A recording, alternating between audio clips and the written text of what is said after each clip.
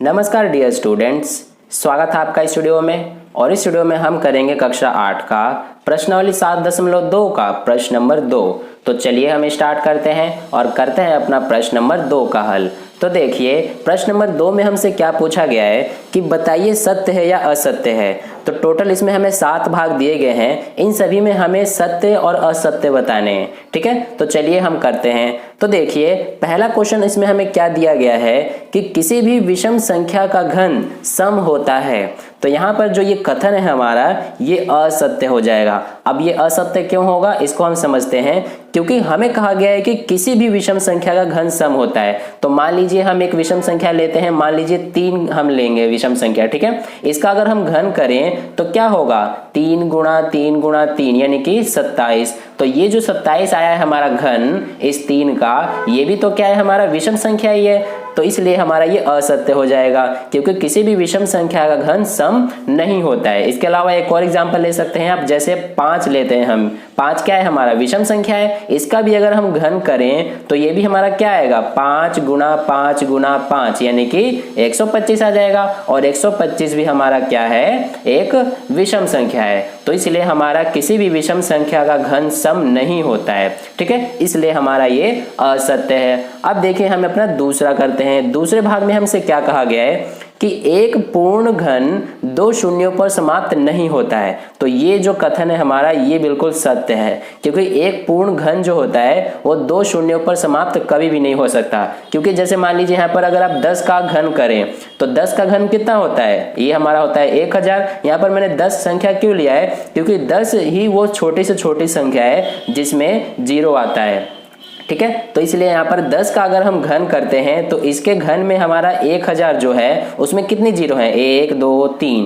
तो इसी में अगर 3 0 है तो इस तरह से इसके और जो बड़ी संख्या होती है जिनमें 0 आता है उसके घन में तो 2 0 पर समाप्त हो ही नहीं सकता है। तो इसलिए हमारा ये कथन सत्य है कि एक पूर्ण घन 2 शून्यों पर समाप्त नहीं होता है। ठीक है, तो ये हमारा हो गया दूसरा भाग। अब देखिए हम अपना तीसरा भाग करते हैं। तो तीसरे भाग में हमें क्या पूछा गया है कि इसमें हमसे पूछा गया है कि यदि किसी संख्या का वर्ग 5 पर समाप्त होता है तो उसका घन 25 पर समाप्त होता है। ये हमसे यहाँ पर कहा गया है। तो देखिए ये जो कथन है हमारा ये असत्य है।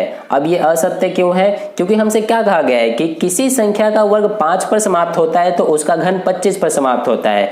ये जो कथन है ये जब हम 5 का वर्ग करें तो ये हमारा 25 आ जाएगा। अब अगर हम 5 का घन करते हैं तो ये हमारा कितना आ जाएगा 125। तो ये 5 के लिए तो ये सही है, यानी कि 5 का वर्ग करने पर 25 आ रहा है और इसका घन करने पर 125 आ रहा है और 125 हमारा 25 पे समाप्त हो भी रहा है। ये तो 5 के लिए सही है। लेकिन अगर हम 15 का वर्ग करें तो ये हमारा कितना आएगा 225। और अगर हम 15 का घन करें तो ये हमारा 3375 आएगा। तो अब आप इसमें देख रहे हैं कि यहाँ पर तो 25 पे समाप्त हो ही नहीं रहा है, ये यहाँ पर तो ये 75 पे समाप्त हो रहा है, यानी कि सिर्फ 5 आ रहा है, इसमें 25 नहीं आ रहा है। तो इसलिए हमारा ये कथन असत्य है, क्योंकि ये जो कथन है ये सभी संख्याओं पर लागू नहीं होता है। जिसका अगर वर्ग करें तो 5 पे समाप्त होता है तो उसका घन 25 पर समाप्त हो, ये सत्य नहीं है। ठीक है, तो ये हमारा हो गया। करते हैं अब हमसे क्या पूछा गया है कि ऐसी कोई पूर्ण घन नहीं है जो 8 पर समाप्त होता है। तो ये जो कथन है हमारा ये भी असत्य है। क्यों है, क्योंकि हमसे कहा गया है कि ऐसा कोई भी पूर्ण घन नहीं है जो 8 पर समाप्त हो। तो जैसा कि हमें पता है कि अगर हम 2 का अगर घन करें तो हमारा कितना होता है, ये हमारा 8 होता है ना। इसी तरह से अगर आप 12 का भी घन करें तो ये भी हमारा कितना होता है 1728 और ये भी हमारा 8 पर समाप्त हो रहा है। तो इसलिए ये कथन हमारा असत्य है, क्योंकि ऐसी संख्याएं हैं जिनका जो घन है वो 8 पर समाप्त हो। ठीक है, तो ये हमारा हो गया चौथा भाग। अब देखिए पांचवा भाग। पांचवें भाग में हमसे क्या पूछा गया है कि 2 अंकों की संख्या का घन 3 अंकों वाली संख्या हो सकती है। तो ये जो कथन है हमारा ये भी असत्य है, क्योंकि 2 अंकों वाली संख्या का घन 3 अंकों वाली संख्या नहीं हो सकती है। जैसे कि मान लीजिए सबसे छोटी 2 अंकों वाली संख्या लेते हैं, जैसे ये है 10, सबसे छोटी 2 अंकों वाली संख्या। इसका अगर हम घन करें तो ये अगर 1000 आता है और 1000 में टोटल कितनी संख्या है 1 2 3 4। तो यहाँ पर अगर 4 है सबसे छोटी 2 अंकों वाली संख्या का घन, तो इससे छोटा तो हो ही नहीं सकता है। तो इसलिए हम ये कह सकते हैं कि सबसे छोटी जो 2 अंकों वाली संख्या होता है उसका घन करने पे अगर ये 4 अंकों पे समाप्त हो रहा है तो इसलिए ऐसा कोई भी संख्या नहीं है जिसका घन करने पर वो 3 अंकों वाली हो। ठीक है, तो ये हमारा इसलिए असत्य हो जाएगा। अब देखिए छठा भाग। छठे भाग में हमसे कहा गया है कि 2 अंकों वाली संख्या के घन में 7 या अधिक अंक हो सकते हैं। तो यहाँ पर ये कथन भी हमारा असत्य है। अब ये असत्य क्यों है?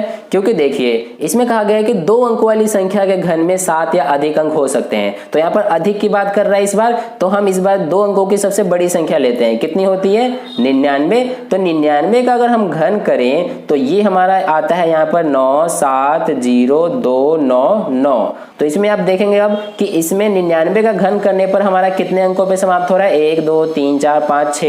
तो अगर सबसे बड़ी 2 अंकों की संख्या का घन करने पर 6 अंक ही आ रहे हैं उसके घन में, तो इसलिए ये हमारा जो कथन है कि 2 अंकों वाली संख्या के घन में 7 या अधिक अंक हो सकते हैं, ये हमारा असत्य है। ठीक है, तो ये हमारा हो गया छठा भाग। अब रह गया हमारा लास्ट। तो देखिए 7वें भाग में हमसे क्या पूछा गया है कि 1 अंकों वाली संख्या का घन 1 अंकों वाली संख्या हो सकती है। ये जो कथन है हमारा, ये बिल्कुल सत्य है, क्योंकि इसमें हमारा 1 अंक वाली संख्या का घन 1 अंक वाली हो सकती है। जैसे कि यहाँ पर 1 का घन करें तो कितना होगा? 1 गुणा 1 गुणा 1, यानी कि 1 ही आएगा।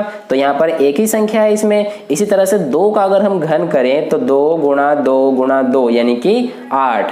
तो 8 में भी एक ही संख्या है। तो इसलिए हमारा ये कथन सत्य है कि 1 अंकों वाली संख्या का घन 1 अंकों वाली संख्या हो सकती है। ठीक है, तो इस तरह से हमारा प्रश्न नंबर 2 का ये हल कंप्लीट हुआ। आई होप आपको प्रश्न का हल काफी अच्छे से समझ में आया। मैंने काफी सरल भाषा में समझाने का प्रयास किया है। तो अगर आपको वीडियो अच्छा लगा है तो इस वीडियो को लाइक कर दें, और पहली बार वीडियो को देख रहे हैं तो चैनल को सब्सक्राइब कर लीजिए, ताकि अगली वीडियो जैसे ही मैं अपलोड करूं नए प्रश्नों का, उसका नोटिफिकेशन सबसे पहले आपको मिल जाए। और अपने दोस्तों के साथ भी इस वीडियो को शेयर कर दें, ताकि उन्हें भी इससे थोड़ा बहुत हेल्प मिले। और कहीं पे भी कोई डाउट है इस प्रश्न में तो आप नीचे कमेंट करके मुझसे पूछ सकते हैं, मैं आपको समझाने की पूरी कोशिश करूंगा।